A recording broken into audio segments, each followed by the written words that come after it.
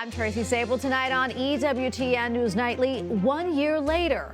On a somber anniversary in Hawaii, how Maui and one Catholic school are recovering from the deadly wildfire. Race for the White House. Former President Trump and Vice President Harris host competing events on the campaign trail. Cruel summer. New developments in the cancellation of 3 Taylor Swift concerts in Austria. And marching to see a saint. Thousands of faithful in Mexico flock to see the relic of a beloved church figure. These stories and more tonight. From EWTN, the Global Catholic Network, this is EWTN News Nightly. Thank you for being with us on the Feast of St. Dominic. Our top story tonight, former President Donald Trump holds a news conference at his Mar-a-Lago estate in Florida. This marks his first public appearance since Kamala Harris became the Democratic presidential nominee and selected Tim Walz as her running mate. White House correspondent Owen Jensen brings us the latest from the campaign trail. While Donald Trump was holding that news conference in Florida, Vice President Kamala Harris and her new running mate Tim Walz were in Michigan speaking to UAW members. And the former president posted on his Truth social network that he's eager to debate Harris. In Florida, former President Donald Trump, trying to regain the White House, tells reporters, Kamala's record is horrible. She's a radical left person at a level that nobody's seen. Before the news conference, Trump posting on Truth Social, I will expose Kamala during the debate the same way I exposed Crooked Joe, Hillary, and everyone else during debates. Only I think Kamala will be easier. I think it's very important to have debates, and we've agreed with Fox on a date of September 4th. We've agreed with NBC, fairly full agreement, subject to them, on September 10th. And we've agreed with ABC on September 25th. Meanwhile, near Detroit, Michigan, Vice President Kamala Harris and her running mate, Minnesota Governor Tim Walz, showing their support for organized labor by appearing at a union hall. It's about the collective. It's about understanding no one should ever be made to fight alone. That we are all in this together. The vice president and Walz making joint campaign appearances this week in some of the most closely contested states that may decide the November election. Michigan, one of those states. We know that unions built the middle class. The rest of America has to. You know who doesn't believe that? Donald Trump. Trump's running mate, J.D. Vance, has criticized Harris for not conducting a news conference or sitting down for interviews since President Joe Biden stepped aside and she launched her presidential bid.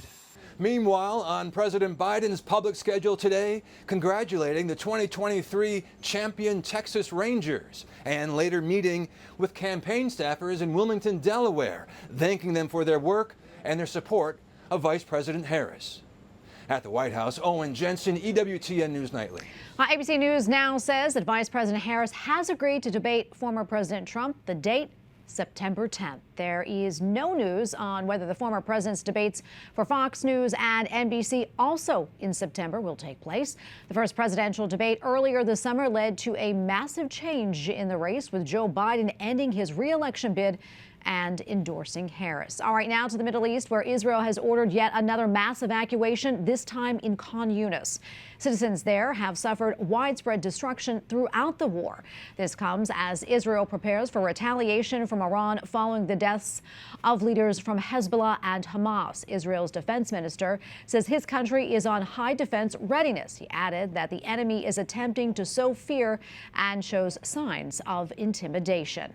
Russian prosecutors are seeking a 15-year sentence for a U.S. Russian ballerina who pled guilty to treason charges. Security forces arrested Kisnia Karolina for allegedly donating $51.80 to Razum, a charity providing humanitarian aid to Ukraine. The sentence came 1 week after the U.S. and Russia carried out the largest prisoner exchange since the Cold War.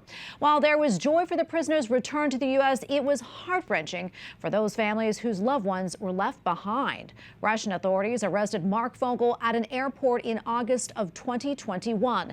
They charged the American teacher from Pittsburgh, Pennsylvania, with carrying a small amount of medical marijuana. His health has declined significantly while serving his 14-year prison sentence. And for more, let's bring in Ann Fogel, Mark's sister, who joins us now from Montana. Ann, thank you so much for coming on. We appreciate it. I know it's probably really difficult to talk about, but, you know, we appreciate you coming on today. And speaking of talking, I understand your family has been in touch with Mark recently. How's your brother doing? And what more can you tell us about that conversation? Mark has hit a new low. He really, of course, feels the responsibilities at home and wants to be home with his family.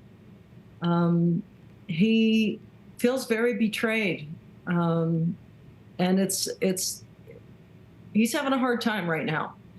He will get through this. He's a resilient man, and he knows that we're doing, that we're pushing, and we're doing everything that we can. And I actually missed a phone call from him this morning, I'm sorry to say, but he's been in touch with my mother, and they're very close. And it's been about 7 days since that prisoner swap, and devastated probably is the one way to describe it for him. Have you gotten any additional information, Ann, about or explanation about why Mark was left behind, why he wasn't part of that prisoner swap? No, we have not gotten an explanation for that. Until he is designated as wrongfully detained, the family is not included in any private conversations that they may be having, which is one of the reasons why we're pushing so hard for the designation. It's hard to be left in the dark. Absolutely. I know that, Ann, that you've received a lot of support from people, including from U.S. Senate candidate Dave McCormick in Pennsylvania, and also Senator Bob Casey. What has their support meant to your family? Senator Casey actually came to my mother's house, which was wonderful. And my mother yesterday went to Dave McCormick's house. We want to keep this bipartisan, and we want to enlist everyone's help.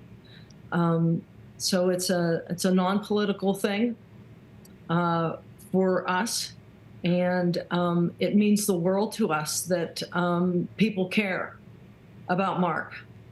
Yeah, and I know you've been asking folks to keep his name out there. Right. We've been seeing him a lot in the news lately. Also, you've been asking for prayers. Tell us how important that is to you and your family, and the power of prayer, and how your Catholic faith has helped you during this very difficult time. My mother says the rosary 2 to 3 times a day, but one of the times is at 9:30 p.m. With your station, and my brother.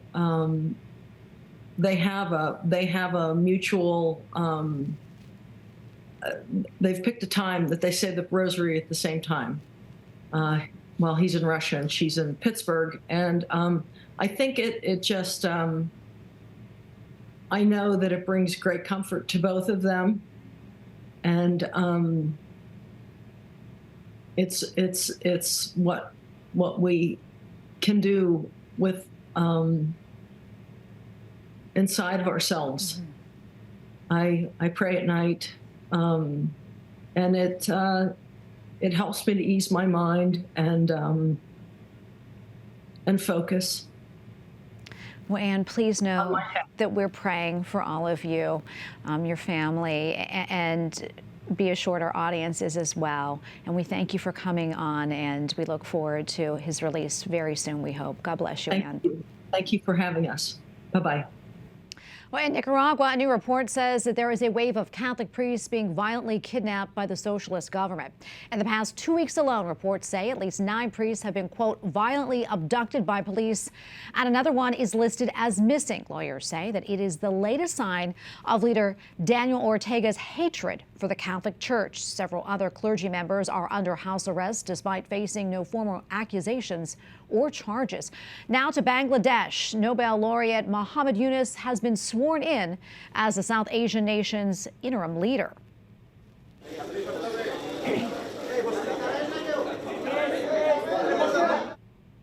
While people celebrated in the streets, Yunus took an oath at the presidential palace in Dhaka and vowed to support and protect the Constitution. Among his cabinet are 2 students who led successful anti-government protests that led to the ouster of the longtime and widely unpopular prime minister. And we have a lot more still to come here on EWTN News Nightly, including close call.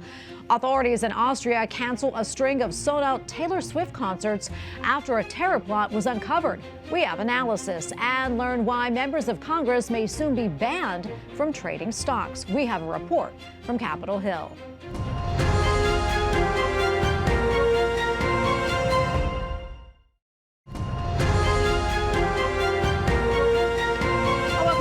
Is pouring in after 3 sold-out shows from American superstar Taylor Swift were canceled in Austria. The move after officials say they uncovered a terror plot to strike the concerts. Ticket holders say they are devastated. It's actually really sad that this is actually the world we live in and that this is happening right now, because this concert used to be a safe space for everyone, and now it's just a threat and no one is feeling safe anymore going to this kind of concerts. So. Fans known as Swifties spent thousands of dollars on travels, hotel, and food in one of Europe's most expensive cities. One fan said as she heard the show was canceled, well, she began to cry. Authorities say 2 suspects showed signs of being inspired by ISIS, and they plan to use knives and homemade explosives during the concert.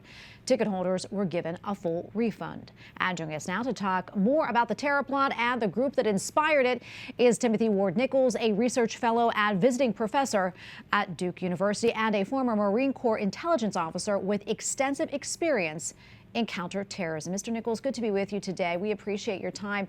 Really very fortunate that this terror plot was uncovered, but had it not, things could have taken a very different turn. As mentioned, these suspects plan to use knives, homemade bombs, and even machetes. And no doubt, if this attack were carried out, it would have caused a huge loss of life. Let's talk more about that. Well, Tracy, I think you have characterized it accurately. These 2 gentlemen it sounded like they were willing to commit a mass atrocity, very close and personal, and probably would have been killed in the process, which would have raised their stature in the kind of ISIS elite. And so very concerning that they were radicalized. But I also give a ton of credit to the international intelligence efforts and the local police to disrupt this. Yeah, and it seems that concert venues in Europe have become a popular target for Islamic terror groups. Many people remember the bombing at the Ariana Grande concert in Manchester, England back in 2017. That said, you know, why target a concert? Is it simply because of the large crowds and the potential to do a lot of damage, or do you think there's more to it? Well, that's certainly part of it, Tracy. I think Taylor Swift, as you know, is magnificently talented. She's an empowered American woman, and she stands for a lot of the things that ISIS doesn't like. So she's even more of a symbol of something that they reject. And so it would be not only a concert against what Taylor Swift stands for. I mean, not a concert, but an attack against what Taylor Swift stands for, but also a mass casualty producing attack. Yeah, and how, I'm curious about this, how entrenched is ISIS in Europe? You know, what's their goal there, and what are they seeking? Well, ISIS is very anti-Western, and so you see this behavior as a characterization of their rejection of Western culture and Western behavior. I would be careful about calling it entrenched. I think it's episodic, and I don't think it characterizes much of the Muslim population or the Western population. So ISIS is present, and they have to communicate and train and resource and rehearse in order to do these attacks. And to our great fortune, the talented professionals in the national security apparatus, both in the United States and in Austria, were able to detect this. Yeah, and you mentioned radicalization.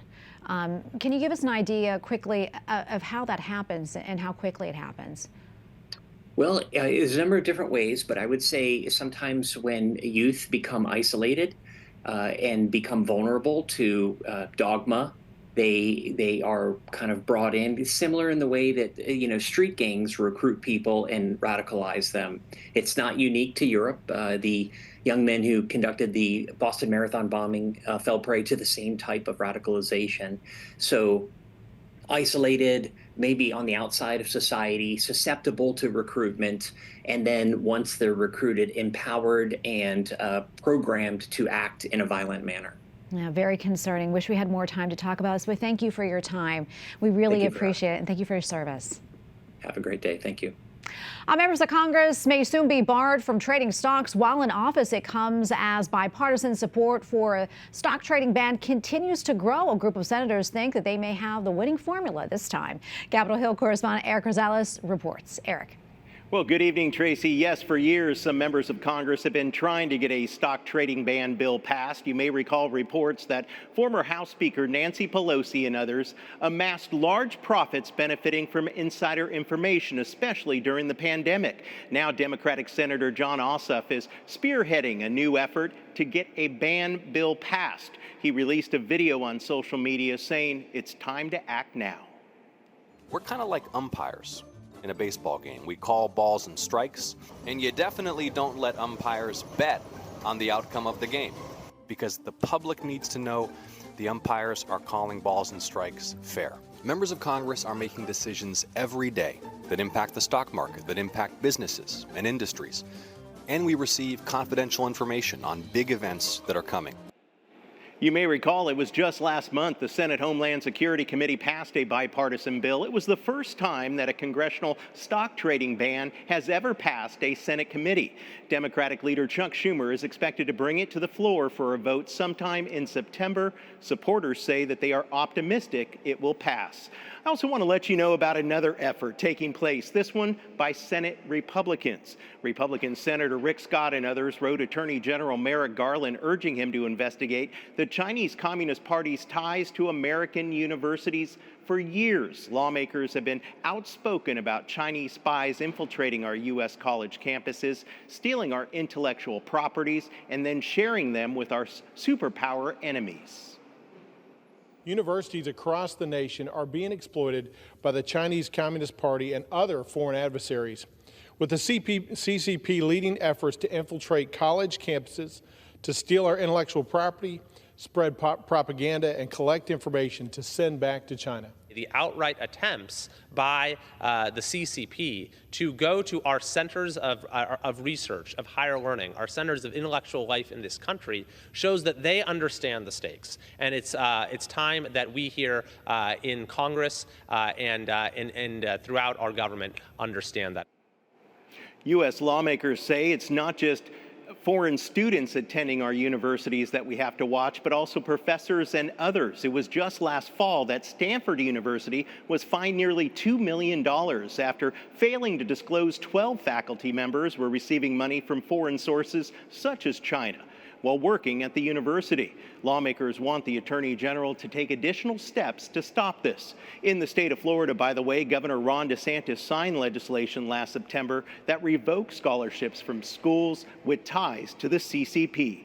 At the Capitol, Eric Rosales, EWTN News Nightly. Okay, thank you, Eric. And up next on EWTN News Nightly, the deadliest U.S. wildfire in a century. How did Hawaiians recover, and where are they standing a year later? We have that story. Plus, fiesta in Mexico with the arrival of a very special relic.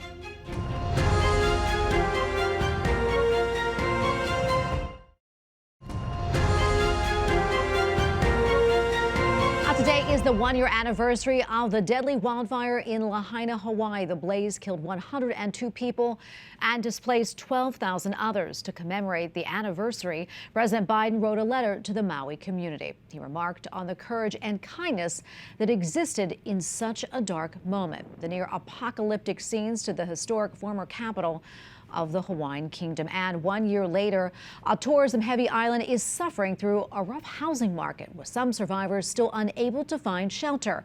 And work to finish building temporary homes is being slowed by the need to clear toxic debris. However, a bit of good news. A Catholic school principal in Hawaii was given the 2024 National Catholic Education Association Award. Tanana Lalesio is the head of Sacred Hearts School. After the fire, she and her husband were able to relocate Sacred Hearts to a Mission Church property in nearby Kapalua. And Tanana joins us now from Hawaii. Tanana, great to be with you again. I know certainly a bittersweet time as we know the conditions improve, but also so many reminders of what happened 1 year ago today. Tell us what you remember the most. What I remember the most about that day are when people reconnected after having tried to communicate with each other because there was no cell service and electricity was out. People just making that connection again and physically just embracing each other and crying and being thankful for seeing each other, knowing what had happened to the town and the loss of the town and the loss of lives. Yeah, Tanana, tell us about the recovery efforts. I mean, where are things right now? How's the school and how many students are able to attend classes again? It's a miracle, the story that I'm about to share with you.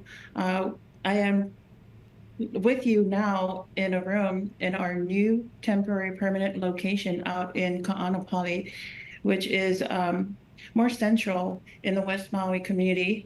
As we continue to journey back towards Lahaina. So we were able to secure this property out of the generosity of owners here in this area and the coming together of other generous organization foundations to be able, and the support of the diocese, Bishop Larry Silva, to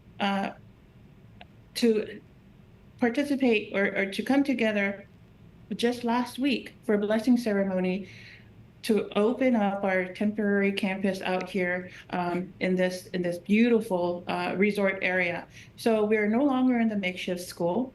We had a groundbreaking ceremony and blessing in January, and we started school out here in our temporary location on August 5th.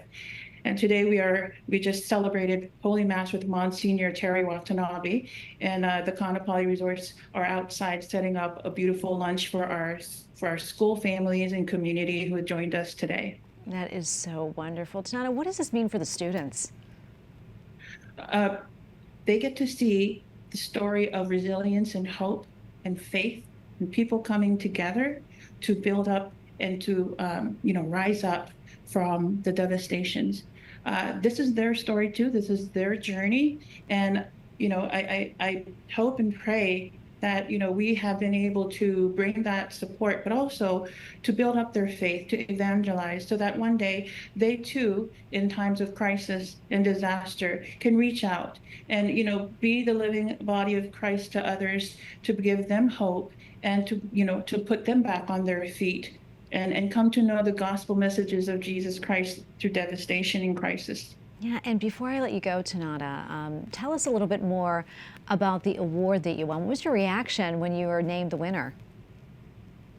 When they announced that I was the winner, it was a win for all of us, for all of our community, for everyone who has ever come to our rescue and to help us and to share our story. So I accepted that award on behalf of everyone in our community, and not just in our community, but on our island, in our state, in the country, and in the world.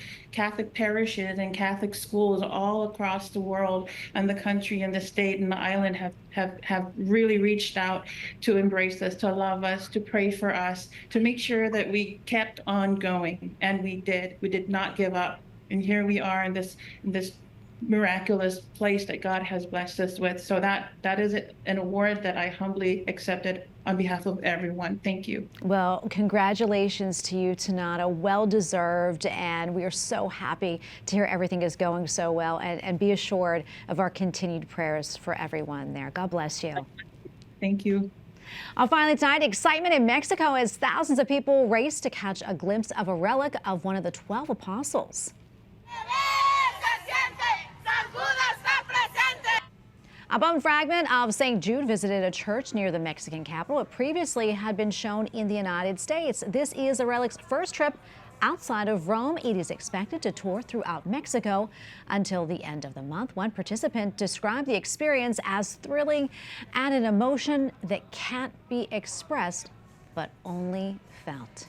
Well, I thank you for watching tonight. Remember, you can follow us on social media, Facebook, X, and Instagram at EWTN News Nightly. I'm Tracy Sabol. Good night and God bless.